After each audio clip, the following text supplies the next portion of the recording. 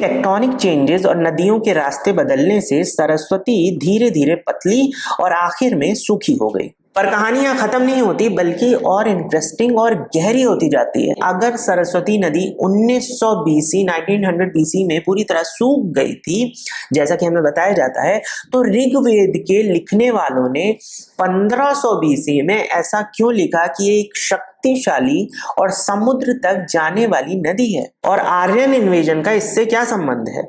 इसे आसान भाषा में ऐसे समझते हैं कि हमें बताया जाता है कि आर्यन आए 1500 बीसी के आसपास। सरस्वती नदी सूख चुकी थी 1900 बीसी में ही, और आर्यों के आने के बाद 1500 बीसी से 1200 बीसी में ये वेद लिखा गया।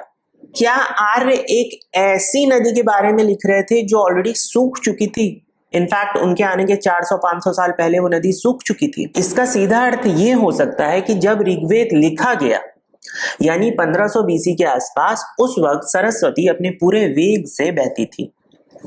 या फिर इसका दूसरा अर्थ ये हो सकता है कि अगर वाकई सरस्वती 1900 बीसी में सूख गई थी, तो ऋग्वेद की रचना 1500 के बाद नहीं हुई, बल्कि 2000 बीसी में ऑलरेडी हो चुकी थी। लेकिन एक मिनट, ये तो वो समय था जब हड़प्पन सभ्यता चल रही थी, जब आर्य आए भी नहीं थे।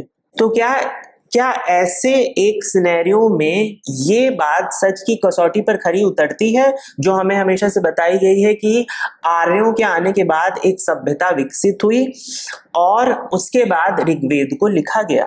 या फिर ये सिर्फ एक कल्पना है जो हमें हमेशा से बताया गया आर्यन इन्वेजन के बारे में?